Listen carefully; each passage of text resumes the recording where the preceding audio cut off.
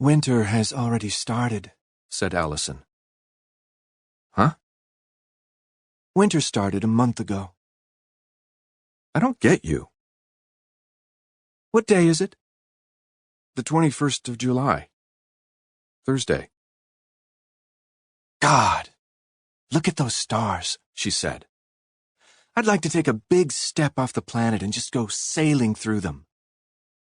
He and Allison, cousins from opposite ends of the continent, lay side by side on their grandmother's lawn in that part of rural Wisconsin nearest the Mississippi River, and looked up past the dark, massive heads of the walnut trees to the sky.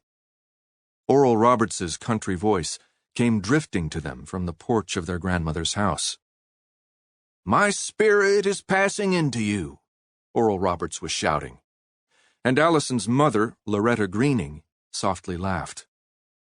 The boy turned his head sideways on the coarse, springy grass and looked at his cousin's profile.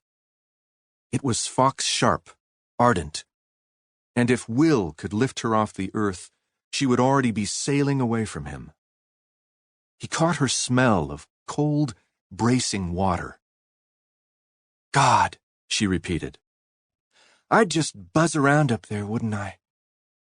I feel that way sometimes when I listen to Jerry Mulligan. Do you know about him? He did not. Boy, you should really live in California, in San Francisco. Not just because we could see each other more, but Florida is so far away from everything. Jerry Mulligan would just slay you. He's really cool. Progressive jazz. I do wish we lived near you. That would be neat. I hate all my relatives except for you and my father. She turned her head toward his face and gave him a smile of brilliant, heart-stopping whiteness. And I suppose I see him even less than I see you. Lucky me. You could look at it that way. She turned away from him again. They could hear their mother's voices mingling with the noise from the radio. Their grandmother, Jessie, the shrewd center of the family, was doing something in the kitchen, and from time to time, through the cross-weave of the sisters' conversation on the porch, slid her softer voice. She had been closeted all day with Cousin Dwayne, pronounced Duane, who was about to be married.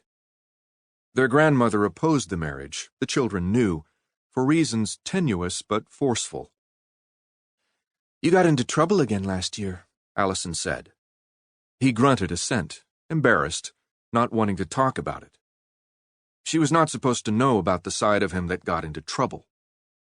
Last time it had very nearly been serious, and the entire messy context of the trouble raged in his dreams several nights a week.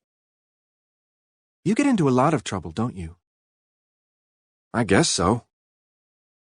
I get into a little trouble, too. Not like you, but enough to make them notice me. I had to change schools. How many times have you changed schools?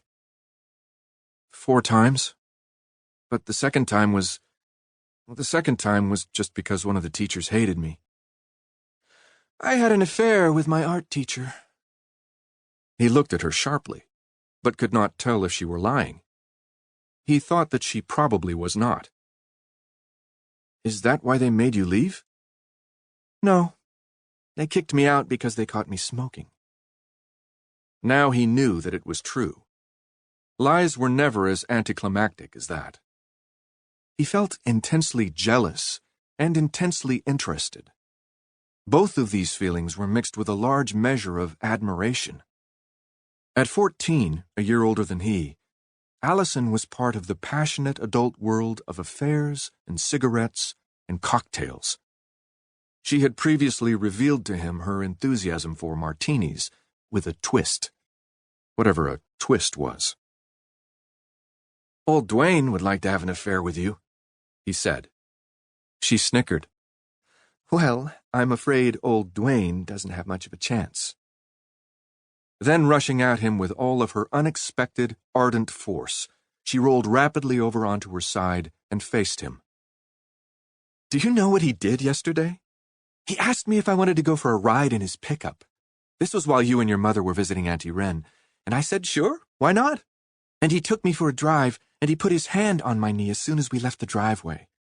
He only took it off when we passed the church." She laughed again, as if this last detail were the conclusive proof of Dwayne's unsuitability as a lover. "You let him?" "His hand was sweating," Allison said through her laughter. Indeed, said it so loudly that the boy wondered if Dwayne could hear it. "And it felt like he was rubbing tractor grease or something all over my knee. I said, 'I bet you don't have much luck with girls, do you, Dwayne?'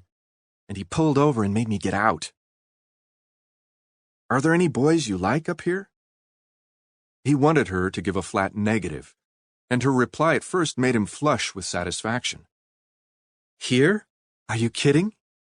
First of all, I don't like the boys very much. They're so inexperienced, and I don't like the aroma of the barnyard that surrounds most farm boys. But I think Polar Bear's Hovry is sort of good-looking." Polar Bear's, so called because of the whiteness of his hair, was the son of the Arden Township policeman, and he was a tall, rather chunky boy of nearly Dwayne's age, who had several times driven over to the Updahl farm to ogle Allison. He was a famous tearaway, though as far as the boy knew, he had not yet been made to leave any schools. "He thinks you're good-looking, too, but I suppose even a lout like Polar Bear's would notice that." "Well, you know that I only love you." But she said it so lightly that the phrase seemed smooth with overuse. "I'll accept that," he said, thinking it sounded sophisticated, the kind of thing her art teacher might say.